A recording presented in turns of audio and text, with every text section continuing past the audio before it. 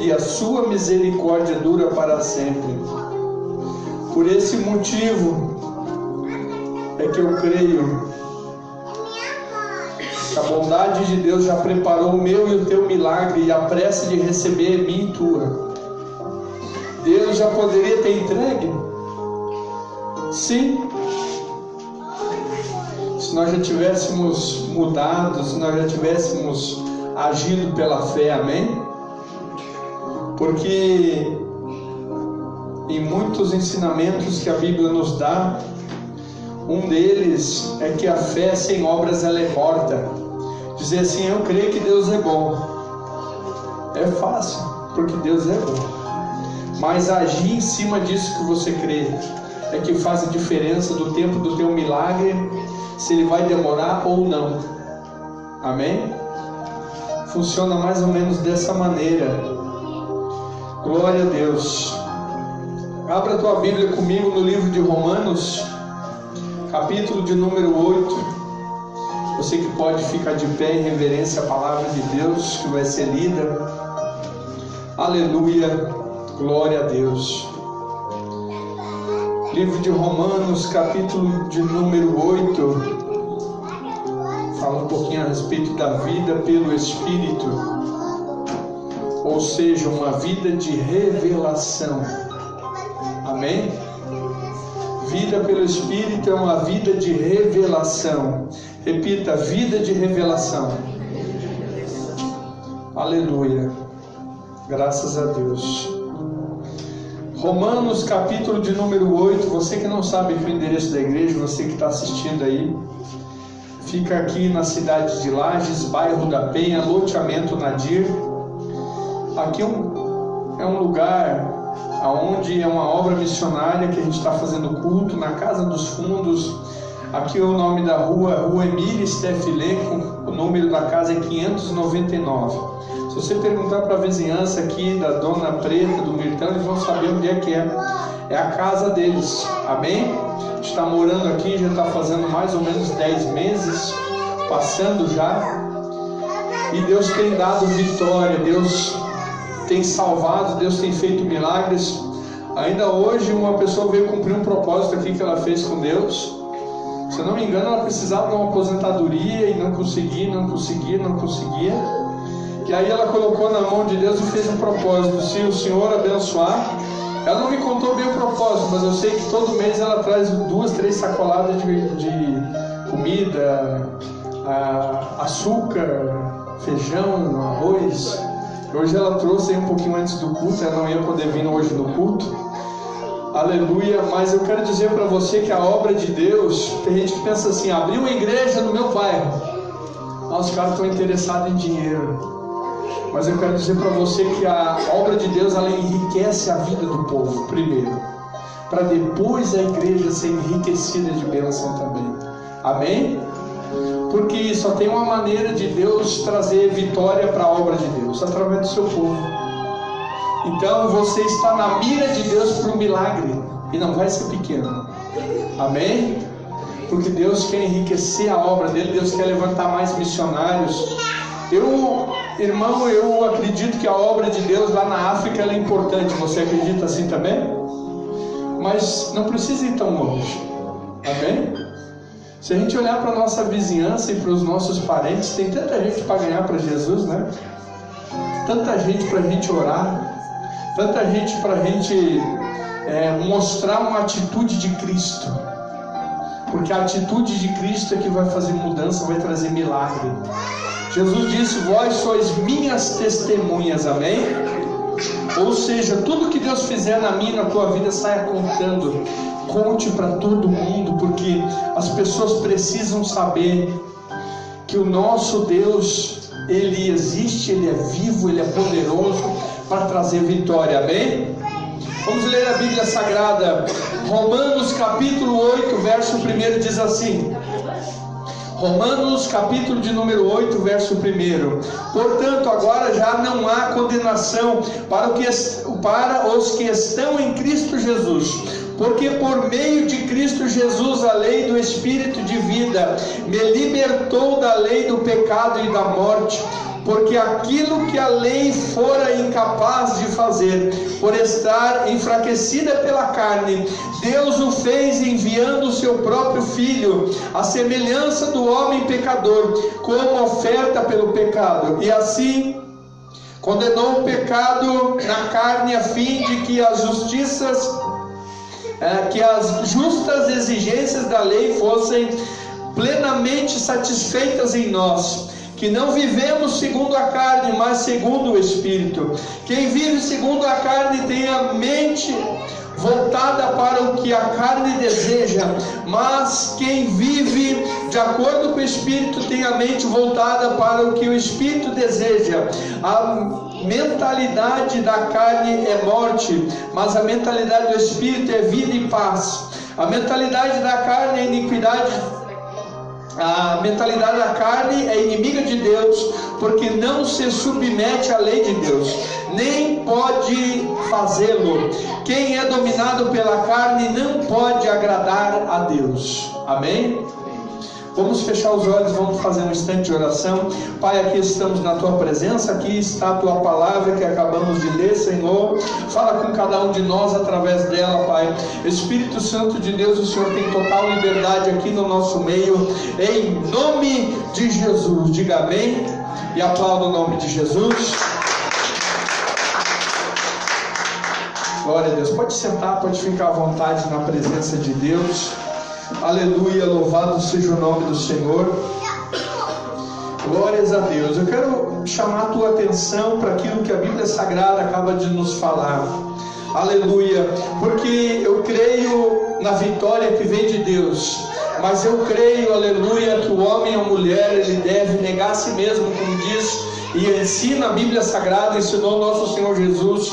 Negue-se a si mesmo, pegue a tua cruz e me siga. Amém? Negue-se a si mesmo, pegue a tua cruz e me siga.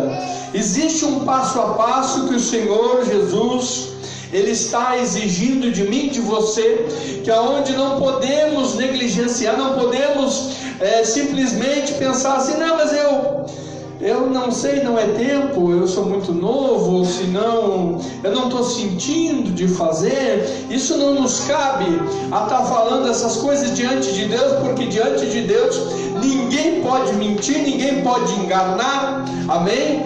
Diante de Deus nós somos nus. Todas as coisas estão visíveis diante de Deus, estão reveladas diante do Senhor, estão patentes, diz a Bíblia Sagrada. Isso significa o quê? Que nós não teremos nenhum tipo de desculpa que possa nos justificar diante de Deus, quando chegar o dia em que acabar os nossos dias na terra e nós tivermos que nos apresentar diante da face do Senhor. Não vai adiantar dizer assim, mas aquele dia chegou visita, mas a minha família, minha esposa não me ajudou, meu marido não vale nada. Não vai adiantar dizer nada disso. Amém? Diante de Deus, a Bíblia diz que o culpado não será tomado por inocente. A culpa do homem, ele mesmo vai ter que prestar conta, aleluia. Mas eu quero dizer para você que foi feito algo lá na cruz.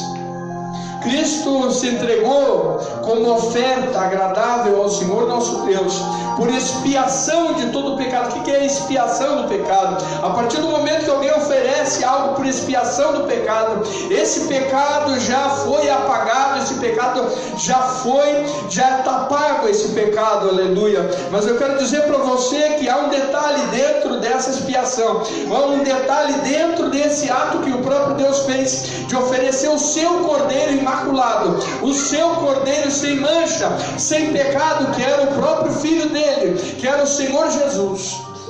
Quando eu vejo Jesus nascendo na manjedoura, eu quero dizer para você que nasce na manjedoura é cordeiro, e era o que ele era. Cristo era cordeiro santo de Deus, por isso ele nasceu na manjedoura.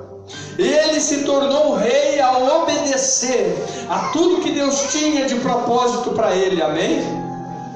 Quando Cristo obedeceu, quando Cristo se entregou, eu vejo nessa caminhada de obediência e ensinamento que ele trouxe para a terra. Ele pregou a palavra 3 anos e meio mais ou menos, ensinou os preceitos, começou a dizer para todos os homens e mulheres: vocês Dizem que Moisés liberou vocês para que se separassem, para que dessem carta de desquite. Eu, porém, vos digo que Deus só permitiu o divórcio por causa da dureza do vosso coração. E aí Deus começou de todas as maneiras revelar o pecado de todo mundo, e começou a falar contra vício, contra todo tipo de maus costumes, todo tipo de bebedice. O Senhor Jesus começou a apontar, e começou a apontar contra também adultério, contra todo tipo de pecado. E também disse mais: aquele que sabe fazer o bem não faz, ele peca. Ou seja, se nos foi revelada a palavra de Deus, a gente diz: depois já estamos pecando só por isso. Amém? Se conhecemos um pouquinho da verdade, já somos culpados por causa da verdade. E aí eu quero dizer para você que a coisa começa a estreitar, a coisa começa a ficar apertada. Tem pessoas que dizem assim: na lei era difícil. Na lei sim era difícil. O cara fosse pego em pecado, colocaria ele na praça pública, apedrejar, fazer um montão de pedra em cima dele, matava na hora. Isso é difícil?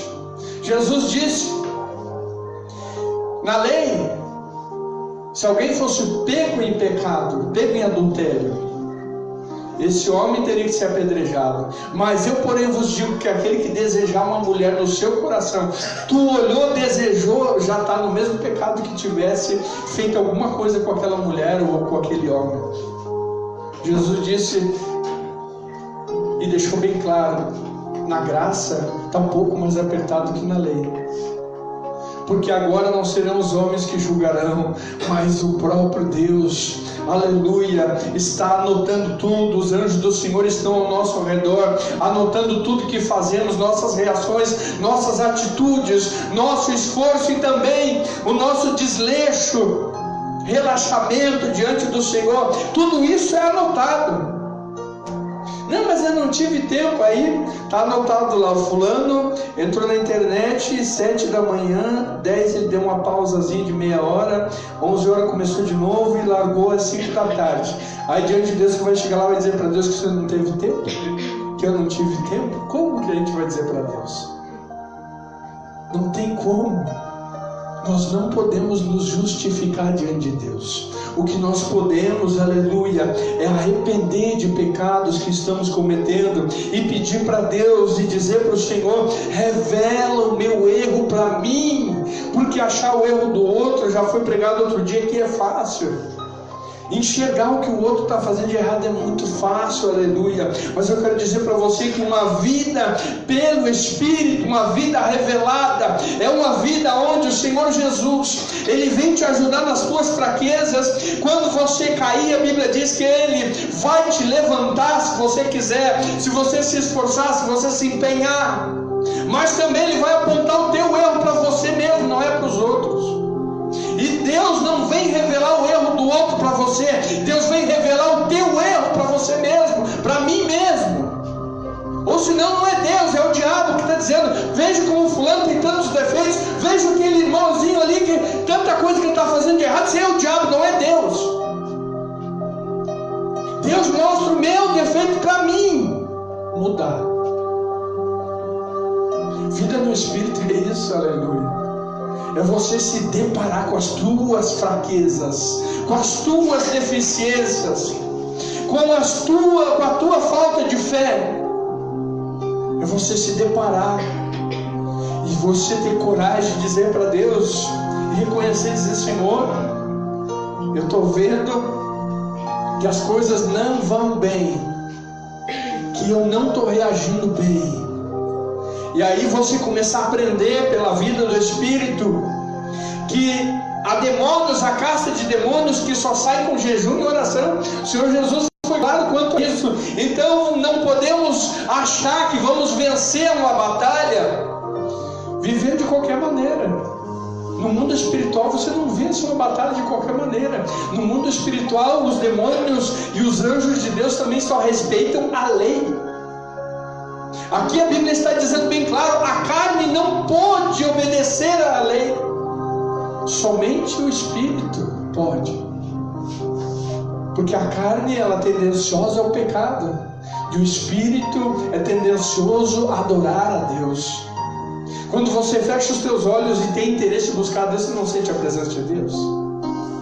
Quando você se desliga de tudo, esquece de tudo e faz o teu propósito de dizer: Senhor, eu vou te adorar agora. Você pode estar onde for, você pode botar um fonezinho de ouvido e começar a escutar um louvor e começar a falar com Deus, você vai sentir a presença de Deus. Porque o Espírito entende o que Deus quer, mas a carne não. A carne ela é fraca, aleluia. Fraca, meu irmão, no sentido de que ela vai cair no pecado. Ela é fraca para obedecer ao Senhor. A força carnal não é capaz de levar ninguém para o céu, aleluia. Mas eu quero dizer para você que se você se dobrar ao Senhor, se você se preocupar com a sua vontade, se você, aleluia, entrar diante do Santo dos Santos, onde fica isso? Fica num lugar secreto onde só você e Deus andam. Quando você fechar os teus olhos e começar a orar, começar a buscar a presença de Deus, nesse momento você entrou no Santo dos Santos. E nesse momento Deus estará mostrando para você o que é necessário fazer para continuar a caminhar em rumo ao céu, aleluia. A vida pelo Espírito é uma vida de submissão. A vida pelo Espírito é uma vida onde você nega a si mesmo. Pega a tua cruz. O que é a tua cruz? O que Deus quer de mim, de você? Qual é o interesse de Deus na minha e na tua vida, além de salvar? Que já seria muita coisa. Ser salvo por Deus é algo que não existe na terra nada melhor. Mas eu quero dizer para você, aleluia, que existe uma cruz para mim e para você, que é a minha e a tua tarefa.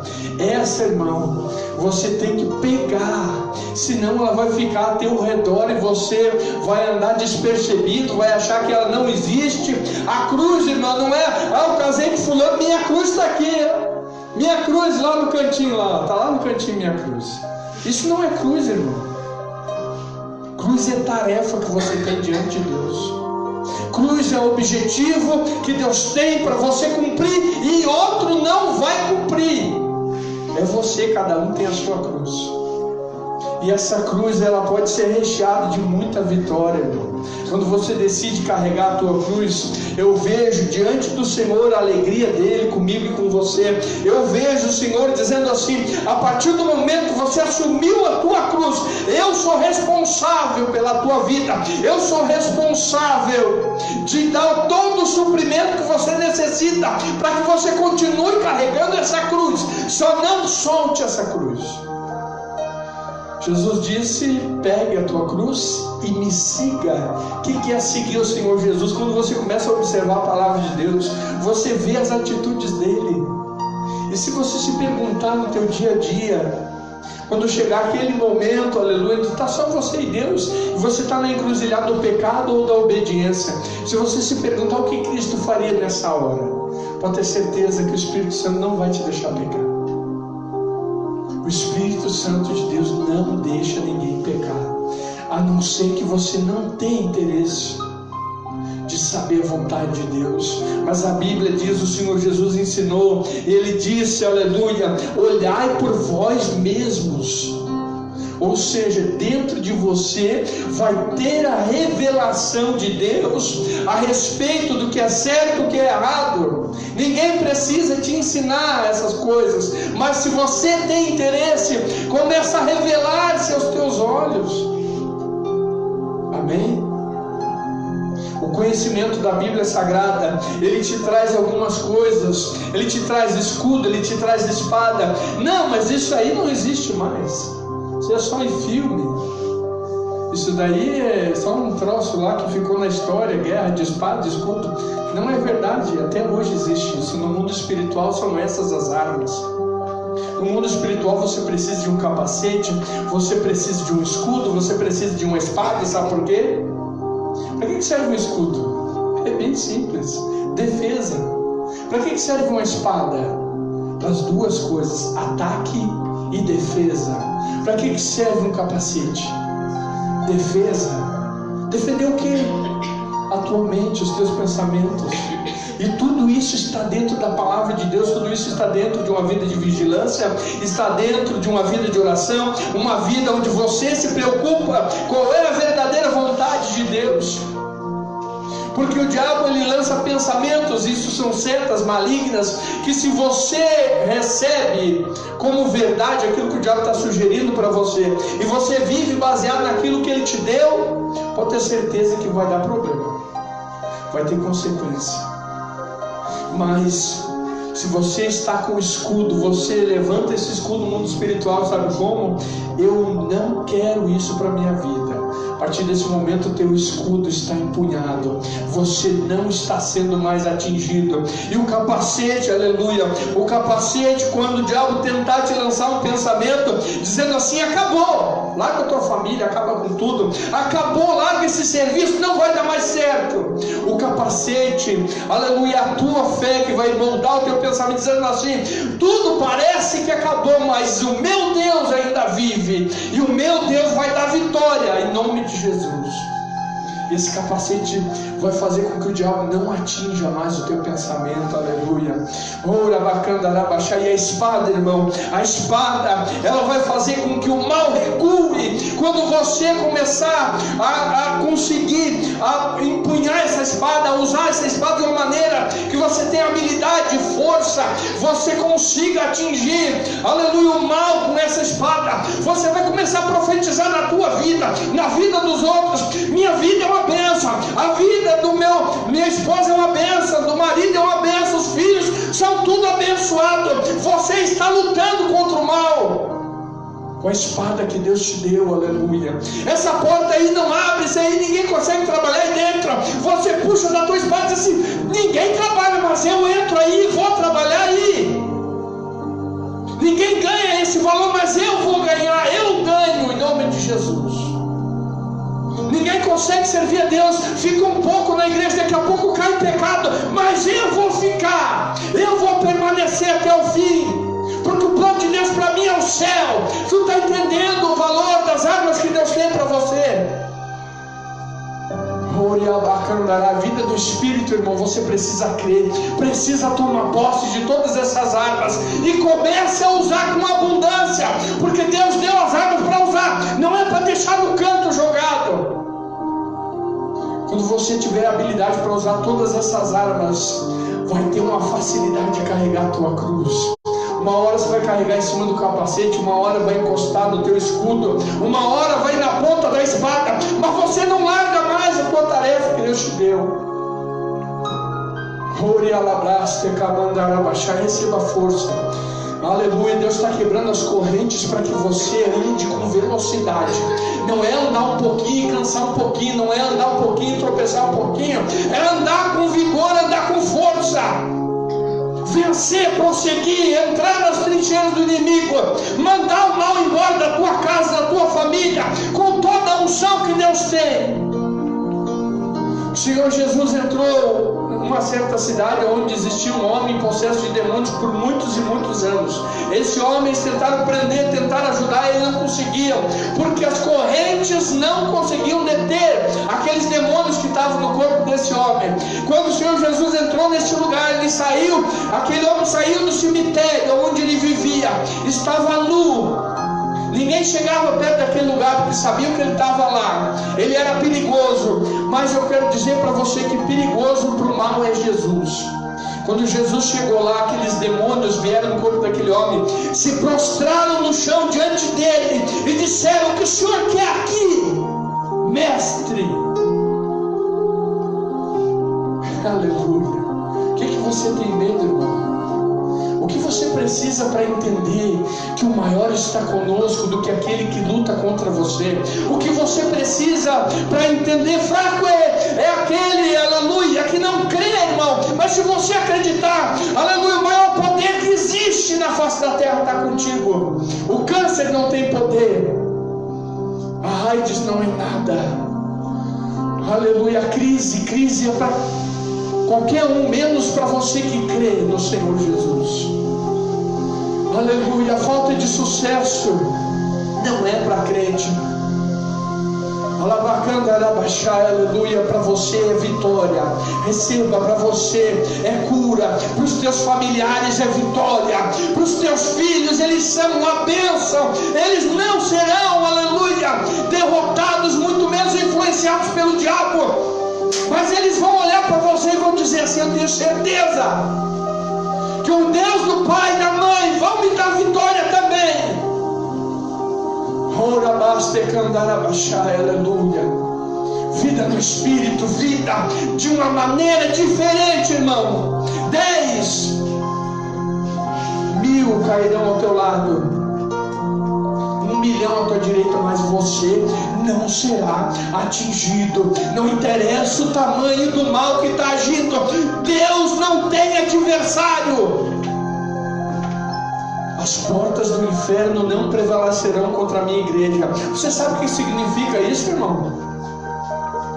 Você já viu num filme, ou talvez visitou algum tipo de cadeia, presídio? Sabe aqueles portão todo cadeado? Imagina o diabo tentando fazer isso com a igreja. E quando a igreja precisa passar por aquele lugar, as portas explodem pelo poder de Deus. As portas do inferno não prevalecerão contra a minha igreja. As portas do inferno não prevalecerão contra a minha igreja. Isso é a promessa que Deus tem para mim e para você. Nada menos que isso. As portas do inferno não vão deter você.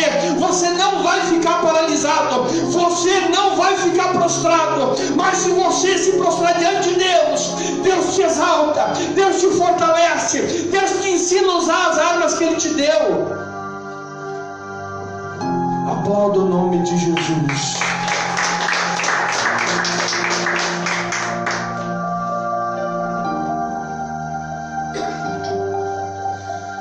Aleluia. Mas e o diabo nisso tudo? O pastor não fala nada do diabo. O pastor está esquecendo que o diabo luta contra o povo de Deus. Não está esquecendo nada. Ele é tão insignificante, irmão, que ele trabalha para Deus também. O diabo trabalha para Deus. O sangue de Jesus tem poder. Você já conheceu alguém muito inteligente? Muito. Talvez o diabo está no mesmo nível dele, mas Deus está muito acima. Deus está muito acima. Deus pega a estultícia, Deus pega a inteligência, as armadilhas do diabo e diz assim: o meu povo está meio devagar, vou ter que soltar meu cão para lá incomodar eles um pouco. Eles vão se alertar e buscar a minha presença. E aí começam as coisas a ficar estranhas na tua casa, na tua família, na tua finança, nos teus negócios. Aí você diz assim: o diabo chegou aí. É verdade. Mas nem o diabo sabe que o próprio Deus permitiu ele chegar lá para mexer contigo. Para chacoalhar você, para chamar a tua atenção e a minha atenção. Porque quando, aleluia, a Bíblia diz que estou fraco, aí estou forte. Quando estou em perigo, quando estou vendo que o mal está tentando me vencer, eu me dobro, eu me prostro, eu chego na presença de Deus e fico humilde. Começa a dizer: Senhor, me ajuda, porque a coisa não está boa. E o diabo diz: agora que eu vou destruir. Mas ele nem sabe que Deus está usando ele para mexer com os crentes, para mexer contigo, comigo, aleluia. O diabo não tem nada de bom, mas Deus é tão bom que usa até o diabo. Se chegar problema na tua casa, irmão, Deus quer que você reaja. Se chegar dificuldade, Deus quer a minha e a tua reação. Não de ficar murmurando e dizendo: com os outros não acontece essas coisas, só comigo. Nada disso. É porque Deus acredita que você vai lutar. Deus acredita que você não vai ficar parado. Deus acredita que você e eu não vamos ficar de cabeça baixa e aceitar tudo que o diabo está fazendo, mas que nós vamos pegar as armas que Ele nos deu e começar a lutar. Começar a andar, avançar, vencer. Receba a vitória, receba todas as vitórias, receba a habilidade, aleluia, com as armas que Deus te deu no mundo espiritual. Receba. Deus está colocando armaduras em você que o diabo não vai poder passar por elas. E se por acaso o diabo se opor, meu irmão, eu fico olhando a história de Daniel, aleluia, e eu vejo na história de Daniel ele fazendo um propósito de oração. Se eu não me engano, foi um propósito de 21 dias que até hoje fazem o jejum de Daniel. E nesse propósito, a Bíblia conta a história que depois desse tempo, depois de 21 dias, ele na beira do rio, chega o anjo para falar com ele. Tamanha era a glória desse anjo, que ele cai por terra sem força no seu corpo. A Bíblia diz que o anjo tem que pegar ele, colocar ele de pé, devolver a força do corpo dele, tamanha glória que tinha aquele anjo. E anjo é só uma criatura, irmão, igual eu e você, só que carregado de glória. A glória de Deus está na vida deles, assim como está na tua quando você ora, você jejuma, busca a presença de Deus.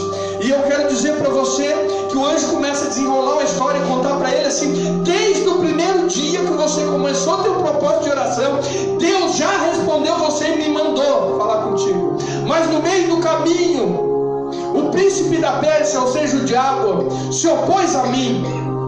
E aquele anjo, ele era um anjo de recado, não era um anjo de guerra. O diabo se opôs, mas não pôde atacar. Assim como Daniel perdeu a força do corpo, o diabo se opôs, mas não pôde ferir o anjo de Deus. A Bíblia diz que o anjo começa a dizer: então Deus enviou Miguel. Eu quero dizer para você que não interessa o nível de batalha espiritual que você possa viver, Deus sempre tem o poder maior. Quando Ele manda Miguel, a Bíblia diz que Miguel desceu até a região da guerra, onde estava Satanás se opondo, aleluia, a Gabriel, que vinha trazendo o recado. E esse anjo, ele nem sequer puxa na espada, ele diz somente uma palavra para Satanás. Satanás tem que ficar quieto, deixar Gabriel passar. Ele diz assim: que o Senhor te repreenda. Na mesma hora, pelos olhos da fé, eu vejo o diabo todo acorrentado e não pode fazer mais nada. Então Gabriel desce, traz um recado, aleluia, apenas uma palavra de um anjo, irmão, não estou falando de Deus, paralisou todas as forças do mal. Aleluia. Eu quero dizer para você que a vitória chegou. A vitória chegou. Tome postura de quem vai guerrear, de quem não vai abaixar a cabeça. Tome postura de fé. Comece a agir cada vez mais pela fé. Viva pela dependência de Deus, que é a melhor coisa que existe. Diga graças a Deus e aplauda o nome de Jesus. Eu quero convidar você, irmão. Eu creio em mistérios. Você crê? Você crê? Eu estou falando aqui o tempo todo de espada, escudo, capacete. Eu estou falando aqui a respeito de armaduras. Eu estou falando aqui de manifestação de fogo. Qual fogo? Que o diabo não pode resistir. Ele é obrigado a bater em retirada, porque senão ele é queimado. Aleluia. Eu estou falando aqui de explosões de portas malignas que são obrigadas a deixar você passar. Eu estou falando aqui de muitas coisas no mundo espiritual. Deus dando um coração novo, Deus dando uma perna nova, um braço novo, todo o sistema circulatório novo, uma restauração dentro da tua família, Deus mandando um anjo lá, e o anjo repreendendo todo o mal e toda a tua família sendo liberto. Eu estou falando desse tipo de coisa. Eu quero, aleluia, que você creia em nome de Jesus, que quando a gente começar a orar e adorar a Deus, tudo isso vai acontecer agora. Em nome de Jesus, as bênçãos já estão liberadas. Deus só quer saber da tua reação. Como que o povo vai reagir? Com a fé, com aquilo que Deus está propondo, aleluia. Aleluia. Deus está aqui para dar vitória. Fecha os olhos. Comece aí a receber toda essa armadura que Deus tem para você. Pega na tua mão aí essa espada, coloca no teu braço esse escudo. O teu corpo está sendo revestido, aleluia, com toda a armadura de Deus. Comece a dizer para Deus: me ajuda, Senhor, eu não quero mais o pecado, eu não quero mais baixar a cabeça para o mal. Aleluia. Pega a tua cruz, pega a tarefa que Deus te deu, e Deus te reveste, te levanta, te unge. Sou do exército celestial, plano de batalha.